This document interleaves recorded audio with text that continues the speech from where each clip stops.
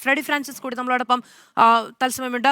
Shri Freddy Francis, police ഇങ്ങനെയാണ് നേരിടാൻ തീരുമാനിച്ചിരിക്കുന്നത്. ഇതിനപ്പുറത്തേക്ക് ധർമ്മേന്ദ്ര പ്രധാന്റെ രാജി ഉണ്ടാകുമെന്ന അടക്കമുള്ള പ്രതീക്ഷ നിങ്ങൾക്ക് ഇപ്പോഴുമുണ്ടോ? ഇന്നും കഴിഞ്ഞ ഒരു 3-4 ദിവസമായി ഉയർന്നു വരുന്ന വലിയ ജനകീയ പിന്തുണ കാണാൻ കഴിയുന്നുണ്ട്.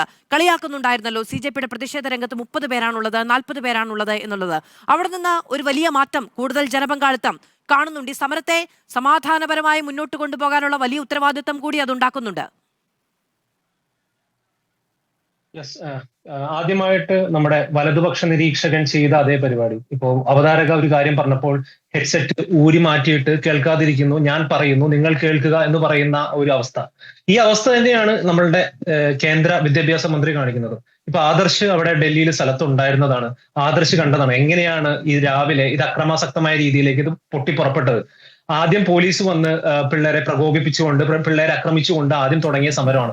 അതുപോലെ തന്നെ ഇത്രയും ഇപ്പൊ സാറ് പറയണ്ടായിരുന്നു, ഇപ്പൊ നമ്മുടെ വലതുപക്ഷ നിരീക്ഷകനായിട്ടുള്ള സാറ് പറയുന്നുണ്ടായിരുന്നു, ഡൽഹിയെ പോലെ ഇത്രയും സെൻസിറ്റീവ് ആയിട്ടുള്ള സ്ഥലത്ത് ഇങ്ങനെ നമുക്ക് ഒരു മൂലക്കിരുന്ന് നിങ്ങൾ സമരം ചെയ്തോളൂ.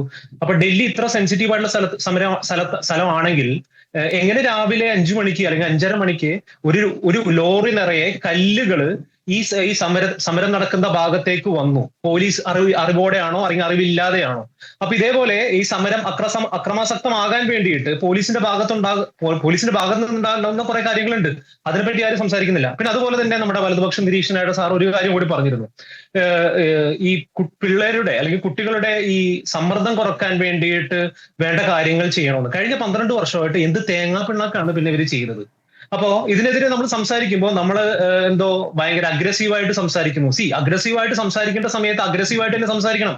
ഈ അഗ്രസീവ്നെസ് എന്ന് പറയുന്നത് വലതുപക്ഷ നിരീക്ഷകന്മാർക്ക് മാത്രമുള്ളതല്ല, പിള്ളേര് പറയുന്നതും കേൾക്കണം. ഈ പൊളിറ്റീഷ്യൻസ് എന്ന് പറയുന്ന വിഭാഗം ഉള്ളത് ഈ പോളിസീസ് ഉണ്ടാക്കാൻ വേണ്ടിയിട്ടാണ്. ഈ പോളിസീസ് ഇവിടുത്തെ ജനങ്ങൾക്ക് വേണ്ടിയിട്ടാണ്. അപ്പൊ ജനങ്ങൾക്ക് വേണ്ട പോളിസീസ് ഉണ്ടാക്കാൻ പറ്റുന്ന പൊളിറ്റീഷ്യൻസ് ഇല്ലെങ്കിൽ രാജിവെച്ച് ഇറങ്ങിപ്പോണം എന്ന് എന്തിനാണ് ഇരിക്കുന്നത്? പിന്നെ ഈ വലതുപക്ഷ നിരീക്ഷകന്മാരും മറ്റേ ഹെഡ്സെറ്റ് ഊരിയിട്ട് നിങ്ങൾക്ക് തോന്നുന്ന പോലെ ഞങ്ങൾക്ക് ആവശ്യമില്ലാത്ത കേൾക്കുക എന്നുള്ളത് മാത്രമല്ല, ജനങ്ങൾക്ക് വേണ്ടി പോളിസി ഉണ്ടാക്കുമ്പോൾ നിങ്ങൾക്കത് കേൾക്കാൻ പറ്റില്ലെങ്കിൽ രാജിവെച്ച് ഇറങ്ങി പോണം. ഇത് ജനാധിപത്യ രാജ്യമാണ്. ഇവിടെ സമരമുണ്ട്, സമരത്തിനുള്ള എല്ലാവിധ സംവിധാനങ്ങളും ഉണ്ട്. ഇവിടെ എല്ലാവർക്കും വോയിസും വേണം, എല്ലാവർക്കും റെപ്രസെന്റേഷൻ വേണം. ഈ റെപ്രസെന്റേഷനും വോയിസ് ഒക്കെ പറയുമ്പോൾ നിങ്ങൾക്ക് ചൊറിച്ചിലുണ്ടാവും. പക്ഷെ ചൊറിച്ചിലുണ്ടാവാൻ വേണ്ടിയാണ് ഞങ്ങൾ ഇത് പറയുന്നത്. ഇതേപോലെയുള്ള കൂടുതൽ പ്രശ്നങ്ങൾ ജനങ്ങളിലേക്ക് എത്താൻ വേണ്ടിയിട്ടും ഇതുപോലെ തന്നെ നീറ്റായിട്ട് ബന്ധപ്പെട്ടുകൊണ്ട് എത്ര വിദ്യാർത്ഥികളുടെ ജീവൻ പോയി. ആദ്യത്തെ ദിവസം തന്നെ കേന്ദ്ര സർക്കാരിന്റെ നയം പ്രഖ്യാപിതമാണല്ലോ, അത് അടിച്ചമർത്തുക എന്നുള്ളത് തന്നെയാണ്. എത്ര ദിവസം അങ്ങനെ ഒരു സംഘർഷം മുന്നോട്ട് കൊണ്ടുപോകാൻ കഴിയും? ഇത് ആ സംഘർഷം ഉണ്ടാക്കാൻ വേണ്ടിയിട്ട് ആരും അങ്ങോട്ട് പോയിട്ടില്ല. ഇത് ഡൽഹി പോലീസായിട്ട് തുടങ്ങി വെച്ച ഒരു ആക്ടിവിറ്റിയാണ്. അത് അങ്ങോട്ട് ഫോളോ അപ്പ് ചെയ്തു പോയി. പിന്നെ ഇത്രയും വലിയ അല്ലെങ്കിൽ യുവാക്കളാണ്, ചോരത്തിളപ്പുണ്ടാവും, അടിയിട്ടിയ ചിലപ്പോൾ തിരിച്ചു 2 കൊടുത്തൊന്നും വരും. അത് മനുഷ്യന്മാരാണ്. അവിടെ എല്ലാം സമരം ചെയ്യുന്നതെല്ലാം മനുഷ്യന്മാരാണ്.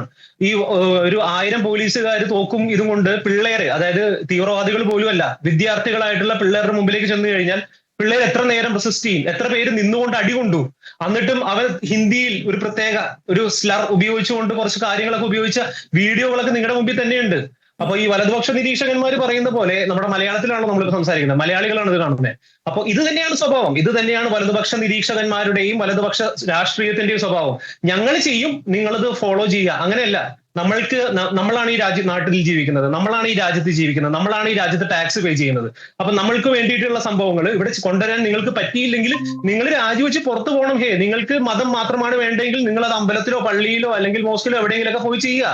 ഈ രാജ്യത്ത് വേണ്ടി ഒരു വിദ്യാഭ്യാസ സമ്പ്രദായത്തിൽ നിങ്ങൾക്ക് അത് കോൺട്രിബ്യൂട്ട് ചെയ്യാൻ പറ്റിയില്ലെങ്കിൽ നിങ്ങൾക്ക് ഈ പണി പറ്റിയതല്ല, നിങ്ങൾ ഇറങ്ങി പോവുക എന്ന് മാത്രമേ എനിക്ക് പറയാനുള്ളൂ. അതിപ്പോ വിദ്യാഭ്യാസ മന്ത്രി പറ്റില്ലെങ്കിൽ വിദ്യാഭ്യാസ മന്ത്രി പോവുക, അല്ലെങ്കിൽ പ്രധാനമന്ത്രിക്ക് പറ്റില്ലെങ്കിൽ പ്രധാനമന്ത്രി പോവുക, ആഭ്യന്തരമന്ത്രിക്ക് പറ്റിയില്ലെങ്കിൽ നേതൃത്വമൊക്കെ ഉണ്ടാകും എന്ന് ഇപ്പോഴത്തും യുവജനങ്ങൾ വിചാരിക്കുന്നുണ്ട് എന്നത് നമുക്ക് വലിയ തോതിൽ ചിന്തിക്കേണ്ടുന്ന ഒരു കാര്യമാണ്. അതിൽ എത്രത്തോളം സാധ്യതയുണ്ട് എന്നത് ആശങ്കപ്പെടുത്തുന്ന ഒരു കാര്യം കൂടിയാണ്.